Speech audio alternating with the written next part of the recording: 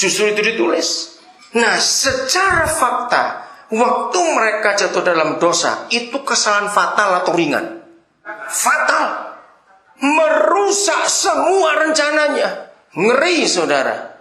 Nah, di dalam agama, maka yang muncul di benak kita, begitu Tuhan datang ketemu mereka dua, pasti marah, menghukum. Wah, pokoknya luar biasa. Tapi lihat Papa kita di surga. Dari awal sudah terjadi ini, maka itu saya kagum. Tolong para hamba Tuhan, para pemimpin rohani, buatlah ini. Saya mau tunjukkan kepada saudara, akhir tahun 70-an, awal 80-an, manajemen perusahaan dunia mengalami perubahan besar sampai hari ini gara-gara Jepang. Toyota itu adalah orang pertama. Ya, Toyota itu nama orang, Honda itu nama orang, Kawasaki, Mitsubishi, Suzuki itu nama orang. Itu orang Jepang semuanya. Lalu mereka dirikan perusahaan dan jadi itu. Nah, Toyota adalah perusahaan pertama di dunia yang memakai manajemen keluarga. Maka itu buku tentang Toyota hebat. Semua manajemen dunia harus melihat itu. Karena Toyota adalah orang pertama yang memperlakukan itu. Padahal Toyota bukan orang Kristen, tapi manajemennya adalah manajemen Kristen. Mr. Toyota akhir 70-an menyadari bahwa sehebat apapun dia, sehebat apapun modal dia, sepintar apapun dia, tanpa karyawan dia nggak bisa apa-apa. Nah, sejak itu Mr. Toyota sadar, karyawan ini harus aku sebagai anakku. Dia bukan pegawaiku, karena aku perlu mereka. Nah, sejak itu manajemen keluarga diterapkan oleh Pak Toyota. Maka semua pegawainya diberi saham untuk memiliki perusahaan itu walaupun kecil. Nah, sejak itu Amerika, Eropa melihat ternyata itu betul. Nah, yang mengagumkan saudara, itu manajemen Alkitab. Nanti kita akan lihat buktinya di Alkitab. Hebat sekali. Keluarga. Lihat organisasi gereja. Maaf ya, saya mau tanya kepada saudara, kalau ada ketua sinode lebih bagus. Karena ini kesalahan fatal gereja. Dengar, kapan gereja buat surat, sinode buat surat yang ditembuskan kemana-mana tentang salah satu pegawainya, kalau saya pakai kata perusahaannya, itu tentang salah satu pengerjanya atau hamba Tuhan di tempat itu. Ketika si pengerja berbuat benar atau berbuat salah. Kapan gereja buat surat disebarkan kemana-mana tentang salah seorang atau lebih dari anggota gereja itu, atau dari pengurus, atau dari pengerja atau hamba Tuhan di gereja itu, waktu mereka berbuat salah atau mereka berbuat benar? Ini agamawi. Mengapa waktu anggota-anggota mereka, hamba-hamba Tuhan di gereja itu berbuat benar, berhasil ini, berhasil itu, nggak pernah disurati supaya orang tahu? Betul tidak? Itu kejamnya organisasi gereja, saudara. Mau marah-marahlah. Memang kejam sekali organisasi gereja itu. Hanya pintar mengadili orang salah, tapi nggak pernah membenarkan orang salah. Setuju saya ngomong ini? Harus berubah. Betul Pak, memang benar. Maka itu apa yang kita mau minta Roh Kudus membangunkan, membarui kita? Dalam hal apa? Struktur organisasi percuma.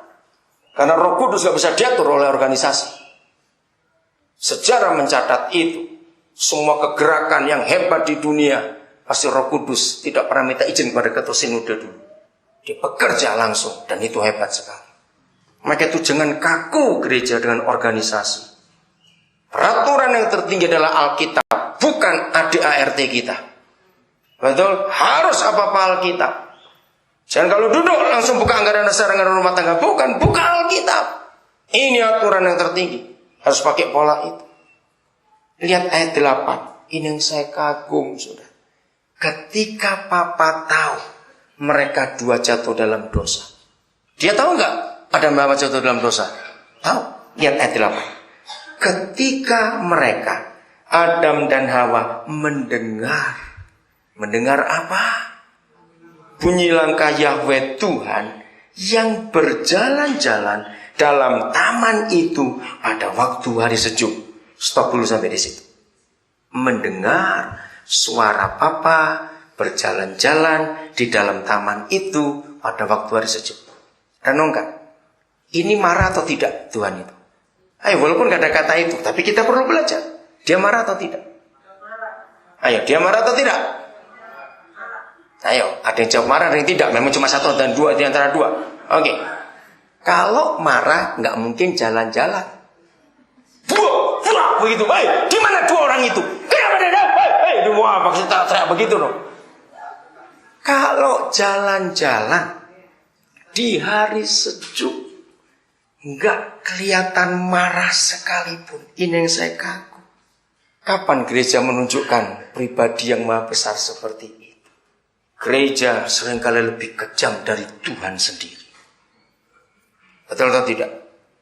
Gereja lebih kejam dari Tuhan. Pertama kali saya dapat pewahyuan ini, saya menangis gak berhenti-berhenti. Kok bisa? Saya masih ingat waktu saya masih kecil, saudara.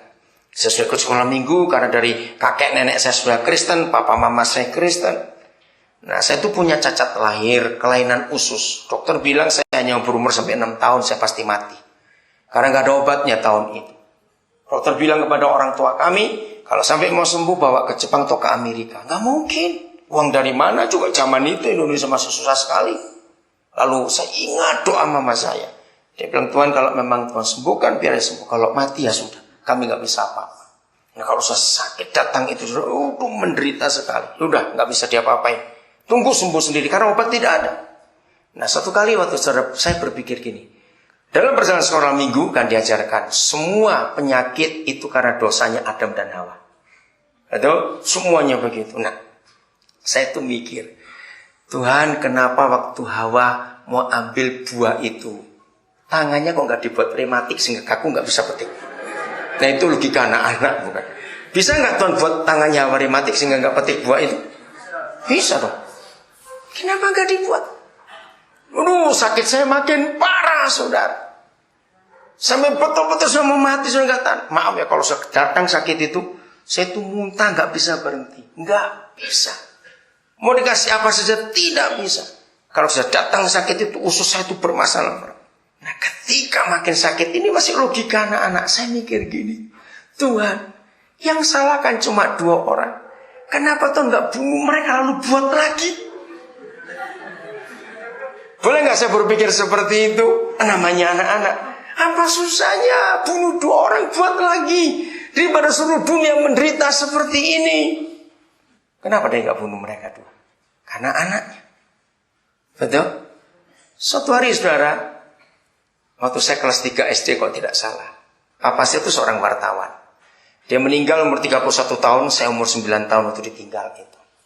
Suatu hari dia dapat kiriman dari temannya dari luar negeri, majalah foto dari Prancis. Wah tahun itu di Indonesia nggak ada buku cetak sebagus itu, apalagi pakai foto warna-warni, nggak ada.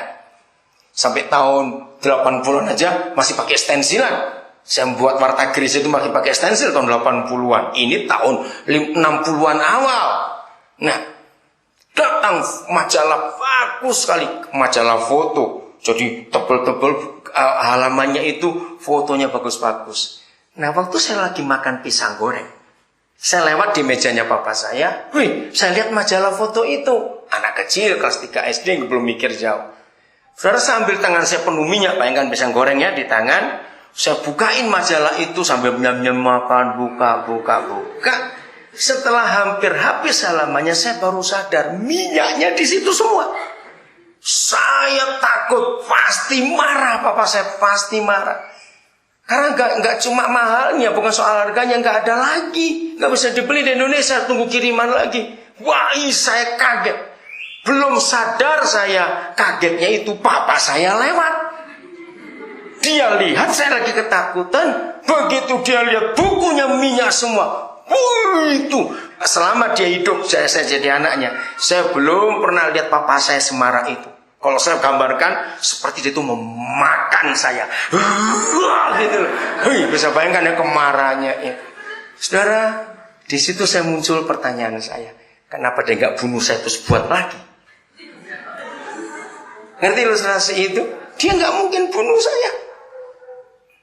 Nah setelah saya jadi hamba Tuhan, saya belajar ini. Saya tuh kagum sekali. Walaupun hukuman harus dikerjakan, mereka diusir, harus. Tapi tetap Papa ngomong dengan baik.